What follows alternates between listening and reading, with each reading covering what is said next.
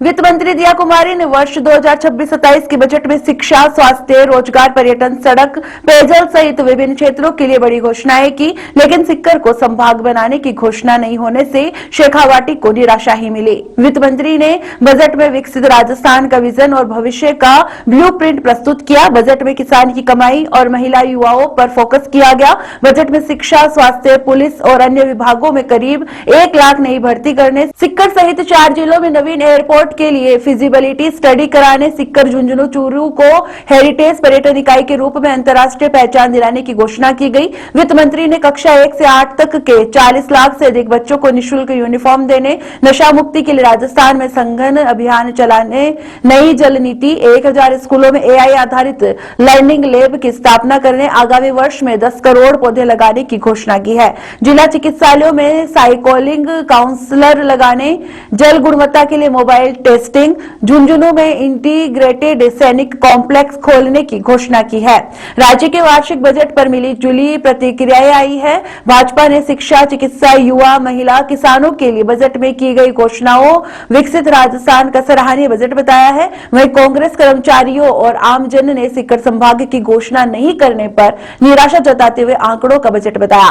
भाजपा नेता पूर्व विधायक नंद किशोर महरिया ने बजट को विकसित राजस्थान 2047 पर आधारित विजन पर बताया। महरिया ने कहा, मुख्यमंत्री बेरोजगार योजना में 30,000 युवाओं को 10 लाख का ब्याज मुक्त ऋण सहित सभी वर्गों के लिए बजट में प्रावधान सराहनीय है। राजस्थान के उप मुख्यमंत्री और वित्त मंत्री दिया कुमारी जी ने विधानसभा में जो बजट पेश किया वह वाकई विकसित राजस्थान 2047 के विजन पर आधारित बजट है।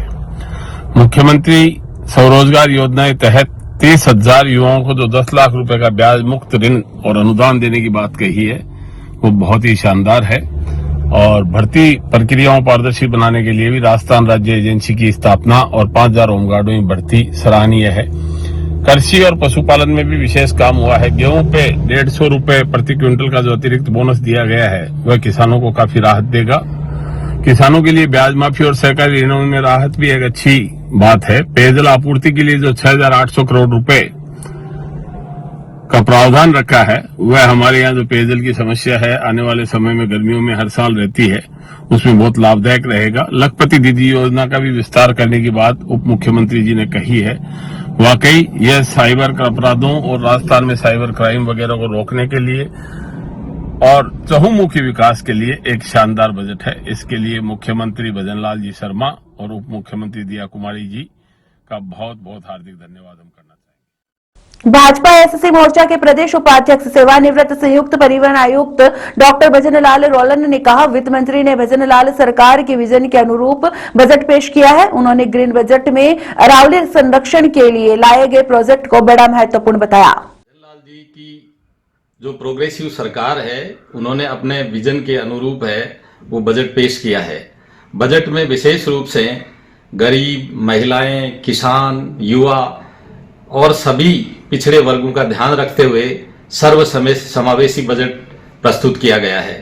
दिया कुमारी जी ने जो बजट पेश किया है उसमें विशेष रूप से पिछले बजट में भी और इस बजट में भी ग्रीन बजट और एग्रीकल्चर बजट है वो अलग से पेश किए जा रहे हैं और इस बार जो ग्रीन बजट पेश किया गया है उसके अंदर अरावली के संरक्षण का एक बहुत बड़ा प्रोजेक्ट लाया गया है। बहुत बड़ी है एक योजना लाते हुए बजटरी प्रोविजन किए गए हैं जो बहुत महत्वपूर्ण है। गुजरात, राजस्थान, हरियाणा और दिल्ली तक का जो क्षेत्र है वो अपने आप में एक अलग इकोसिस्टम है अरावली का, जिसको संरक्षित करने के लिए बड़ा एक बजटरी प्रोविजन किया गया है। बड़ी योजना है जो एक महत्वपूर्ण काम है। इसके अलावा वृक्षारोपण और कई ऐसे काम लिए गए हैं।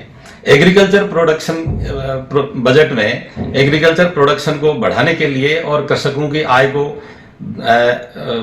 मल्टीपल करने के लिए बढ़ाने के लिए ब्याज मुक्त है वो ऋणों की व्यवस्था की गई है और जो पेनल्टीज हैं ब्याज है उसमें है वो माफी की योजनाएं लाई गई है। इसी प्रकार से दूसरे जो क्षेत्र हैं, स्वास्थ्य का क्षेत्र है, पर्यटन का क्षेत्र है, परिवहन का क्षेत्र है, शिक्षा का क्षेत्र है, जो नाना प्रकार के जो क्षेत्र हैं उनमें विशेष रूप से बजटरी प्रोविजन करके और राजस्थान को 2047 में विकसित राजस्थान के दृष्टिकोण से आगे बढ़े, इस तरह के उपक्रम किए गए हैं।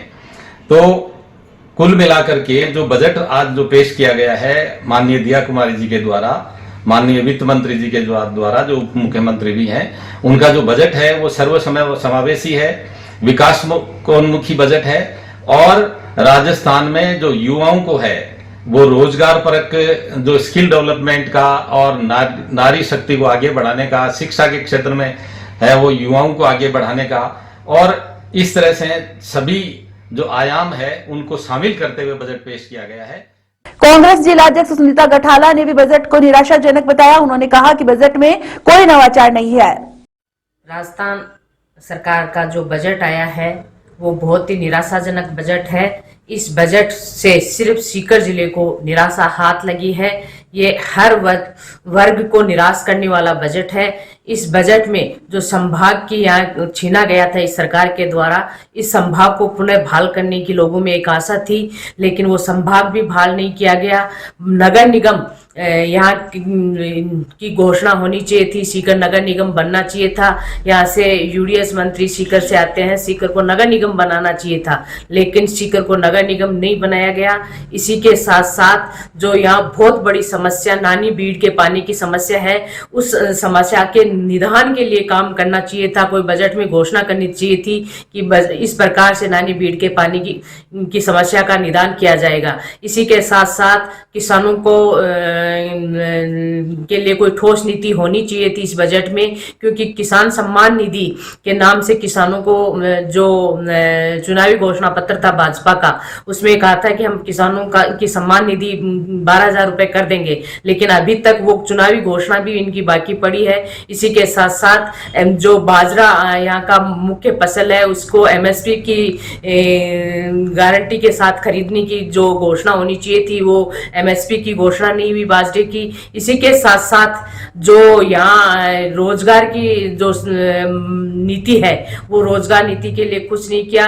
हर वर्ग को ये बजट निराशा देने वाला है। शिक्षक संघ शेखावत के प्रदेश महामंत्री उपेंद्र शर्मा ने बजट को कर्मचारी और शिक्षा विरोधी बताया। शर्मा ने कहा, बजट में 8 लाख कर्मचारियों की सुविधा और मांग पत्र पर चर्चा तक नहीं कर परंपरा के अनुसार कमेटी का गठन कर दिया। प्रदेश में 83,000 स्कूलों के कमरे जीर्ण शीर्ण है। बजट में 950 करोड़ रुपयों की घोषणा कर मात्र लीपापोती की गई है। आज अपना वार्षिक बजट जारी किया है और बजट को सुनकर ये महसूस हो रहा है कि ये बजट सिर्फ आंकड़ों का पुलिंदा है।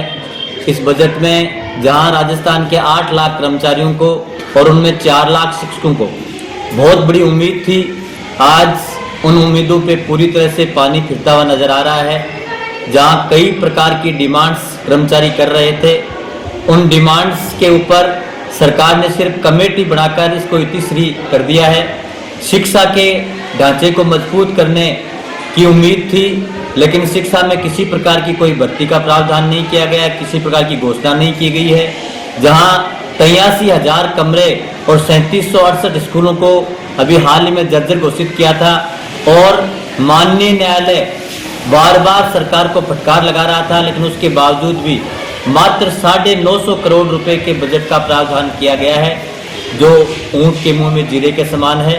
शिक्षा में किसी प्रकार की गुणवत्ता की कोई बात नहीं की गई है। सार्वजनिक शिक्षा की मजबूती की किसी प्रकार की कोई बात इस बजट में नहीं की गई है। पूरी तरह से ये बजट निराशाजनक है और निश्चित रूप से कर्मचारी वर्ग पूरी तरह से हताश है और आंदोलन के लिए मजबूर होने के लिए कर्मचारी को बाध्य होना पड़ेगा। उपेंद्र शर्मा। भाजपा नेता उद्यमी दौलत राम गोयल ने बजट को शानदार बताया। गोयल ने कहा, राइजिंग राजस्थान का सपना साकार करने वाला बजट है। बजट में महिला, किसान, शिक्षा, युवाओं सहित सभी वर्गों का ध्यान रखा गया है।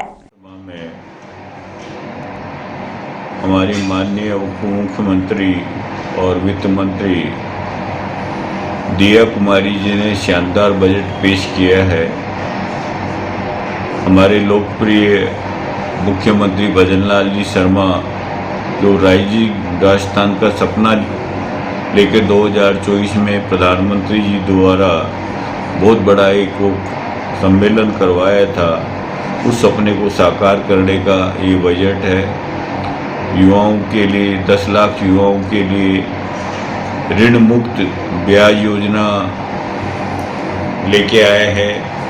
लखपति दीदी को का 1 लाख से बढ़ाकर 1.5 लाख रुपए किया है।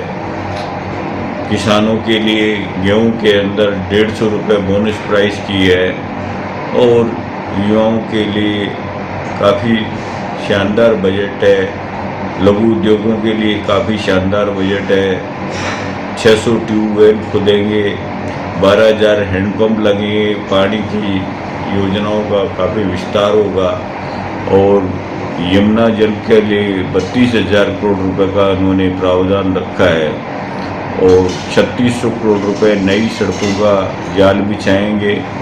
600 करोड़ में जो लिंक रोड है उनको बनाएंगे और जो ब्लैक स्पॉट्स हैं जहां दुर्घटनाएं होती हैं उसके लिए भी इन्होंने 100 करोड़ रुपए का प्रावधान रखा है।